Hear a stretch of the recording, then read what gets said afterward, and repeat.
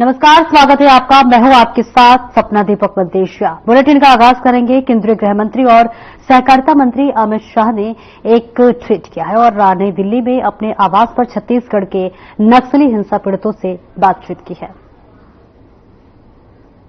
तो देखिए, केंद्रीय गृह मंत्री अमित शाह का एक ट्वीट सामने आया है जिसमें उन्होंने नक्सली हिंसा पीड़ितों से मुलाकात की है और इस बीच ये ट्वीट दिखा रहे हैं जहां पर केंद्रीय गृह मंत्री अमित शाह ने ये ट्वीट किया है और ट्वीट के जरिए उन तमाम लोगों से बातचीत की है जो कि नक्सली हिंसा में मारे गए हैं और इसी के साथ साथ सांत्वना भी व्यक्त की है देश के गृह मंत्री अमित शाह ने।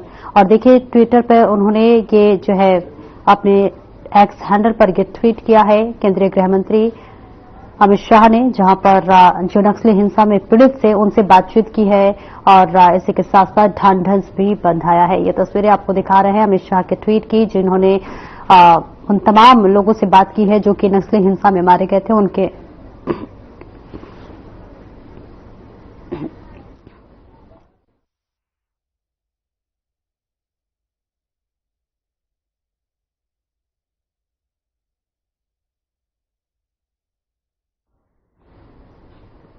और वहीं केंद्रीय गृह मंत्री अमित शाह ने दिल्ली में छत्तीसगढ़ के नक्सल हिंसा पीड़ितों से मुलाकात कर बातचीत की है। तो वह इस दौरान उन्होंने कहा कि हम नक्सलवाद को खत्म करेंगे। साथ ही वे नक्सलियों से अपील करते हैं कि वे कानून के सामने आत्मसमर्पण करें, अपने हथियार छोड़ दें। इसके साथ ही उन्होंने कहा कि पूर्वोत्तर और कश्मीर में कई जगहों पर कई लोगों ने अपने हथियार छोड़ दिए हैं और मुख्यधारा में शामिल हो गए हैं। मुख्यधारा में शामिल होने के लिए आपका भी स्वागत है, लेकिन अगर ऐसा नहीं होता है तो हम इसके खिलाफ अभियान शुरू करेंगे और इससे में सफलता भी मिलेगी। हम लोग 12 मार्च 2014 को दोनों भाई बाजार गए थे।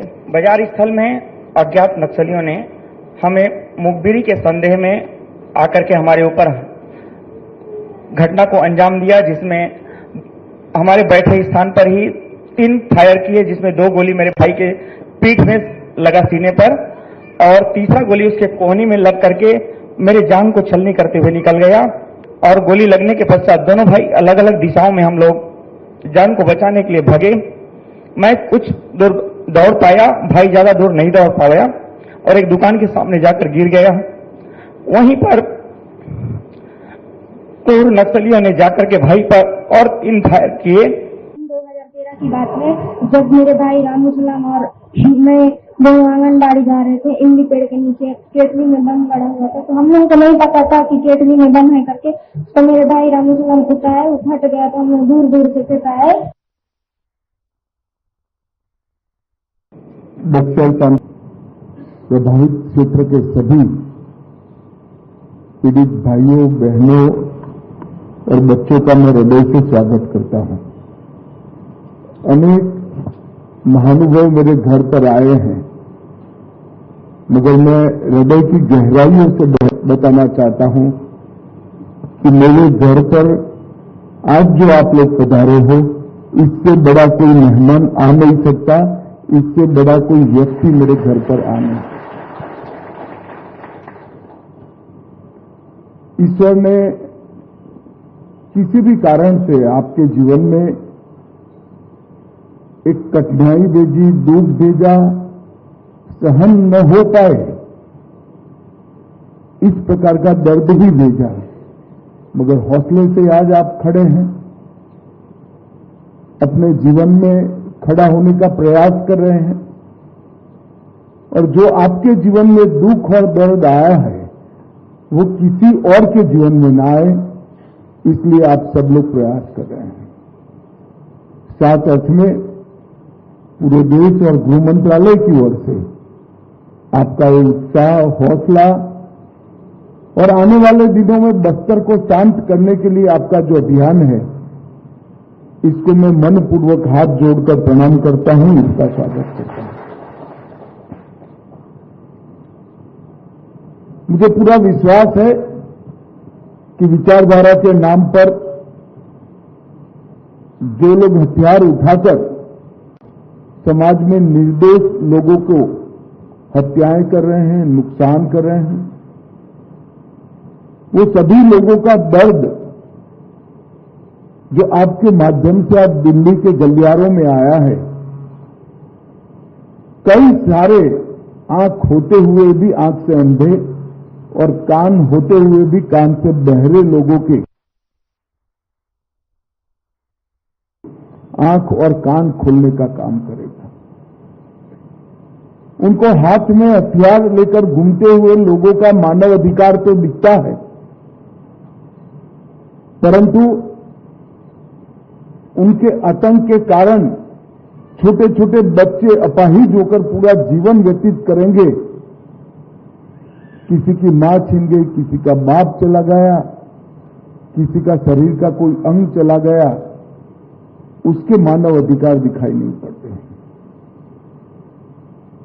खैर, आपका प्रयास निश्चित रूप से परिणाम लाएगा और मैं कल ही मेरे सभी प्रयास कर आपकी ये फिल्म, आपके साथ मेरी ये मुलाकात और आपका दर्द पूरे भारत देश के साथ मेरे सोशल मीडिया अकाउंट से साझा करूंगा। ऐसा मैंने यहां बैठकर मेरे मन में निर्णय किया है। भाइयों बहनों, जब आप आए हैं तब मैं आपको आश्वस्त भी करना चाहता हूं कि गृह मंत्रालय का काम है समग्र भारत के अंदर कानून का राज प्रस्थापित हो, राज्य सरकारों को साथ में रखकर देश की आंतरिक सुरक्षा को हम सुनिश्चित करें और नक्सलवाद किसी भी प्रकार से न मानवता के लिए हितकारक है न देश की आंतरिक सुरक्षा के अनुकूल है। अतः नरेंद्र मोदी जी ने तय किया है कि इस नक्सलवाद को और नक्सलवाद के विचार को, दोनों को मूल समेत हम इस देश से उखाड़कर फेंक देंगे और शांति को प्रस्तावित करेंगे। छत्तीसगढ़ की तरह कई सारे राज्यों में एक जमाने में नक्सलवाद ने पैर पसारे थे।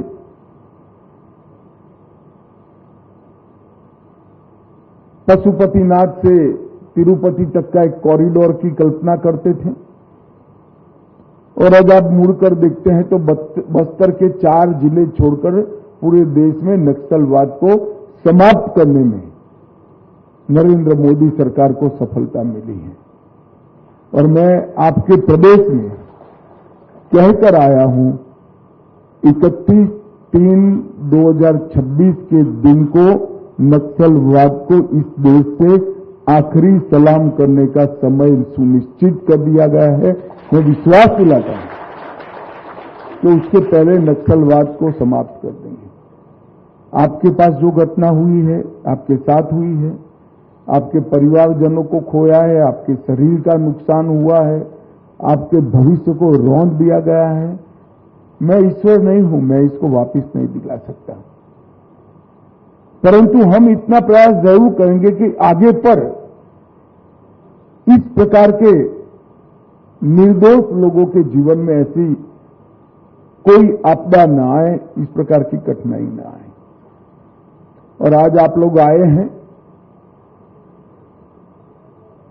आप दिल्ली में अलग अलग जगह पे जाकर प्रेस, मीडिया, एक्टिविस्ट सभी को मिलने वाले हैं। अच्छा ही किया, मेरा टाइम मांगा।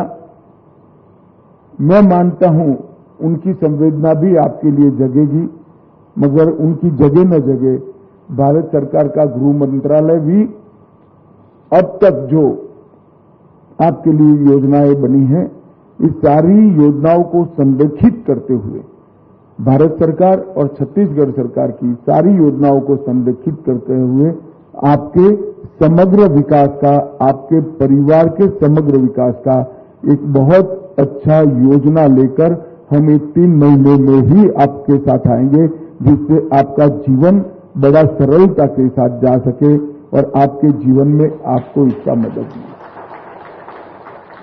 छत्तीसगढ़ सरकार ने एक विशेष मदद मांगी थी, प्रधानमंत्री आवास योजना की, शौचालय की, बिजली वाले घर की। इस सारी योजना को प्रधानमंत्री जी ने गत कैबिनेट में ही अप्रूव कर दिया है और अब छत्तीसगढ़ सरकार के माध्यम से ये सारी योजनाएं आप पर पहुंचेंगी।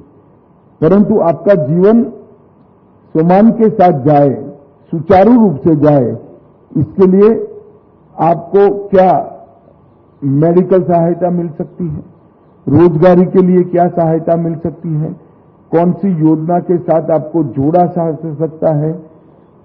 भारत सरकार का गृह मंत्रालय का नक्सल प्रभावित क्षेत्रों की चिंता करने वाला विभाग इसको अच्छे से देखेगा। एक डिटेल योजना बनाकर हम राज्य सरकार को साथ में लेकर न केवल बस्तर, देश भर में नक्सलवाद के कारण जिन जिन लोगों का नुकसान हुआ है इसके प्रति हमारी संवेदना भी जताएंगे और एक प्रकार से जो हाथ में हथियार लेकर मैदान में उतरे हों उनको एक संदेश भी देंगे कि मारने वाले से बचाने वाला बड़ा होता है, जिसके साथ ईश्वर की कृपा होती है, इसको कोई कुछ नहीं कर सकता। नक्सलवाद ने कितने सारे लोगों को जीवन को उजाड़ा है। आंकड़े शुष्क कागज पर जब देखते हैं तब इसमें वेदना की वाचा नहीं होती है, मगर जो भुक्त भोगी है, जिसने दुख को झेला है, उनको मिलते हैं, देखते हैं, तो वो वाचा ही अपने आप बहरे कानों तक भी पहुंचती है और आंखें भी खोल देती हैं। आज आप सभी लोग आए हैं, आपका हृदय से स्वागत है और आपके भविष्य के बेहतर जीवन के लिए निश्चित रूप से छत्तीसगढ़ सरकार और केंद्र सरकार दोनों एक कार्यक्रम लेकर आएंगे और हम इसको आगे बढ़ाएंगे। मैं फिर से एक बार आपको आश्वस्त कर जाता हूं कि अगले एक सवा साल के अंदर हम नक्सलवाद को समाप्त कर देंगे और अपील भी करता हूं कि आप कानून के सामने आत्मसमर्पण करिए, हथियार छोड़ दीजिए, अपने आप को सरेंडर करिए। और नॉर्थ ईस्ट कश्मीर कई जगह पे कई लोग हथियार छोड़कर मेन स्ट्रीम में आए हैं, आप भी आइए, आपका स्वागत है। परंतु अगर नहीं होता है तो हम इसके खिलाफ एक अभियान भी शुरू करेंगे और सफलता भी प्राप्त करेंगे। फिर से मेरी पूरी संवेदनाएं आपके साथ, आपके परिवार के साथ हैं और आपके आने वाले जीवन को सुगम और सुनिश्चित बनाने के लिए मेरे से यथासंभव हर प्रयास मैं करूंगा। इतनी बात कर मेरी बात को समाप्त करना चाहूंगा। आप मेरे घर पर आए हैं, मेरे मेहमान हैं, चाय नाश्ता सभी व्यवस्था हुआ है, आप जरूर करिए और आराम से जाइए, विश्वास लेकर जाइए। बस्तर फिर से सुंदर होगा, बस्तर फिर से शांत होगा और पूरा बस्तर विकसित होगा, इसका विश्वास लेकर जाइए। धन्यवाद। और वहीं तिरुपति बालाजी मंदिर के प्रसाद में मिलावट के संदर्भ में विश्व हिंदू परिषद के अंतर्राष्ट्रीय महामंत्री बजरंग बागड़ा का बयान सामने आया है। क्या कुछ उन्होंने कहा है, आइए आपको दिखाते हैं और सुनवाते हैं।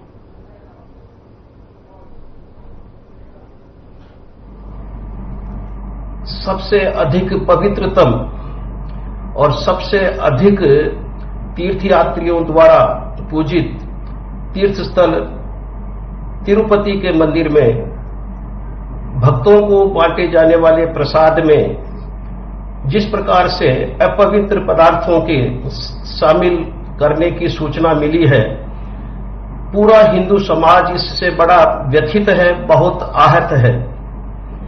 हिंदुओं की भावना के साथ इस प्रकार का खिलवाड़ जानबूझकर और एक लंबे समय तक किया गया, इससे पूरे हिंदू समाज में एक आक्रोश की लहर है और हिंदुओं की आस्थाओं पर बार बार इस प्रकार की चोट करते रहना अब हिंदू समाज को सहन नहीं होगा। विश्व हिंदू परिषद यह पुरजोर मांग करती है कि भगवान तिरुपति के मंदिर के प्रसाद में जिस प्रकार की सूचनाएं आ रही हैं कि उसमें विभिन्न जानवरों का मांस सम्मिलित किया जाता था, यह बहुत ही घृणित कार्य है और असहनीय है। हम मांग करते हैं कि इस घटना की एक पूरी तरह से निष्पक्ष जांच होनी चाहिए और न सिर्फ इस प्रकार के घृणित और कुकृत्यों पर रोक लगनी चाहिए, बल्कि जो व्यक्ति या अधिकारी इस प्रकार के निर्णय लेने और उनको क्रियान्वित करने के लिए जिम्मेदार हैं, उत्तरदायी हैं, उनके विरुद्ध आपराधिक कार्रवाई करनी चाहिए और उनको सजा होनी चाहिए। और साथ ही विश्व हिंदू परिषद एक लंबे समय से यह मांग करती रही है कि हिंदुओं के देवस्थान मंदिर सरकार के नियंत्रण में नहीं रहने चाहिए, वो समाज के नियंत्रण में, समाज के द्वारा उनका प्रबंधन होना चाहिए। ये तिरुपति की घटना विश्व हिंदू परिषद के इस विश्वास को और मजबूत बनाती है कि मंदिरों पर सरकारी नियंत्रण की वजह से राजनीति का प्रवेश होता है। अहिंदू अधिकारियों की वहां नियुक्ति होने से प्रसाद में इस प्रकार की अपवित्रता जानबूझकर लगाई जाती है और इसलिए हम एक बार पुनः मांग करते हैं कि हिंदू पूजा स्थान, मंदिर, देवालय समस्त सरकारी नियंत्रण से मुक्त होने चाहिए और हिंदू समाज को उनका नियंत्रण और उनका प्रबंधन सौंप देना चाहिए।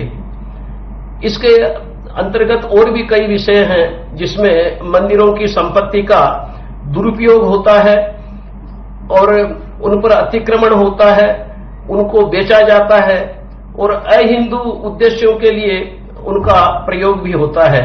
तो वो सब विषय तो अभी हैं ही, परंतु तिरुपति की इस घटना ने हमारे इस विश्वास को और अधिक मजबूत किया है कि मंदिरों पर सरकार का या सरकारी अधिकारियों का किसी प्रकार का नियंत्रण नहीं होना चाहिए, जिससे हिंदू मंदिरों में पूजा अर्चना की व्यवस्था सुव्यवस्थित रहे और हिंदू तीर्थयात्रियों की श्रद्धा को किसी प्रकार की ठेस नहीं लगे। और हमें विश्वास है कि इस विषय की गंभीरता को देखते हुए आंध्र प्रदेश की राज्य सरकार और भारत की केंद्र सरकार दोनों इस विषय को गंभीरता से लेंगे और लेकर इस पर एक उचित प्रकार की जांच करके और अधिकारियों को दंडित करने का पूरा प्रयास करेंगे और साथ ही इस घटना पर या इस प्रकार की अन्य घटनाओं पर अन्य देवालयों में ये सुनिश्चित करें जो अभी भी सरकार के नियंत्रण में है कि पूजा या प्रसाद में किसी भी प्रकार की अपवित्रता नहीं आने पाए। दिल्ली में मंदिर मार्ग थाना पुलिस ने 2 कुख्यात जेब कतरों को गिरफ्तार करने में सफलता हासिल की है। इस दौरान पुलिस ने दोनों बदमाशों के पास से चोरी के 4 फोन बरामद किए हैं। मामले को लेकर नई डीसीपी ने सोशल मीडिया प्लेटफॉर्म ट्विटर पर इस बात की जानकारी साझा की है। ये तस्वीरें आपको दिखा रहे हैं, जो कि आपको बता दें कि चोरी का भंडाफोड़ हुआ है, जिसके तहत 4 फोन बरामद हुए हैं, जिसकी जानकारी ट्विटर के माध्यम से दी गई है।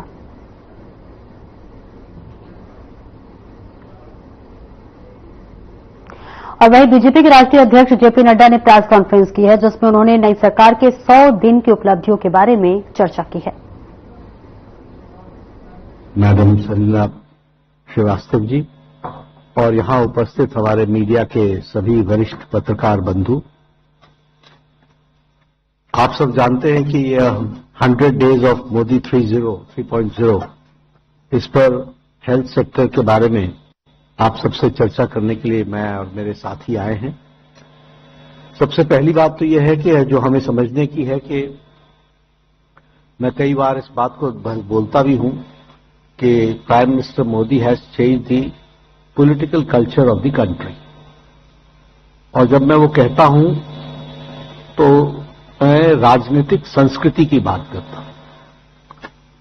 एक तरफ वो पॉलिटिकल पार्टीज पावर में रही लंबे समय तक, those who divided the society and they played the politics of vote bank politics.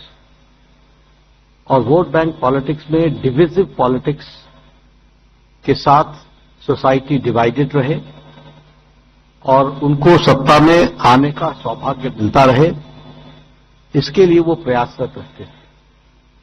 But when prime minister Modi came to power, this is Modi 3.0, तीसरी बार लगातार प्रधानमंत्री मोदी जी बने हैं, तो हमारी पॉलिटिक्स की जो जिस राजनीति की संस्कृति या पॉलिटिकल कल्चर है वो क्या परिवर्तन हुआ है, वो है politics of performance, politics of accountability, politics of delivery, politics of last mile delivery और उसके साथ साथ रिपोर्ट कार्ड पॉलिटिक्स, यानी रिपोर्ट कार्ड की राजनीति। Have you ever seen any government giving 100 days का के बारे में अपना एजेंडा बताया कि उन्होंने कुछ किया? लेकिन यस, यहां पर हम पब्लिकली खुद ही बोलते हैं we will come to the people and through you we will reach the people, और हम बताना चाहेंगे कि 100 दिनों में हमने क्या किया। अब अगर मैं बात करूं तो आज लगभग 15 लाख करोड़ रुपए का इन्वेस्टमेंट पिछले 100 दिनों के अंदर हो चुका है, 15 लाख करोड़ रुपीस का। अब सभी मंत्रालय अपने अपने प्रोग्राम्स के बारे में वो बता रहे हैं और बताएंगे, लेकिन स्पीड, स्केल, स्किल, इन सब पर बहुत काम हुआ 100 डेज के अंदर। कनेक्टिविटी पर, ईज ऑफ लिविंग में और इकोनॉमिक ग्रोथ में, इन सब चीजों पर बहुत काम हुआ, जिसके बारे में अभी से 2 दिन पहले हमारे गृह मंत्री अमित शाह जी ने आपको डिटेल में मीडिया के माध्यम से देश को बताने का प्रयास किया है। मैं कुछ विषयों पर जो हेल्थ से सीमित है उस पर ही आज चर्चा करूंगा। सबसे पहला तो हम लोगों ने चुनाव के दौरान कहा था कि हम आयुष्मान भारत में 70 साल से ऊपर के सभी लोगों को above the age of 70, irrespective of any income group, will be included in Ayushman Bharat and will be given a health coverage of 5 lakh rupees to that family. मैं पहले स्वास्थ्य मंत्री था, तब मुझे आयुष्मान भारत का पहला स्टेज लॉन्च करने का सौभाग्य मिला था प्रधानमंत्री मोदी जी के नेतृत्व में। अनुप्रिया जी उस समय हमारे साथ मंत्री थी। सिर्फ आपके बैकग्राउंड के लिए मैं बताना चाहता हूं कि when in 2015 when I went to the World Health Assembly, India was the chair. India had the position of chairperson. वहां यूनिवर्सल हेल्थ कवरेज की बहुत चर्चा होती थी, यूएचसी, और मैं बार बार ये सोचता था कि whether India will have a time when we can say कि हम पार्शियली भी यूनिवर्सल हेल्थ कवरेज ला सके। आज मैं बड़े गौरव के साथ कह सकता हूं world's largest health coverage programme is Ayushman Bharat, और उसको हम लोगों ने इम्प्लीमेंट किया। उस समय 10 करोड़ 74 लाख परिवार थे, 10 करोड़ 74 लाख फैमिलीज थे, जो डिकेडल ग्रोथ के कारण उस समय वो 40% पॉपुलेशन था। उसी को जब वो डिकेडल ग्रोथ हुआ तो उसके साथ उन फैमिलीज को हम लोगों ने 12 लाख, और 12 लाख फैमिलीज में फिर हमने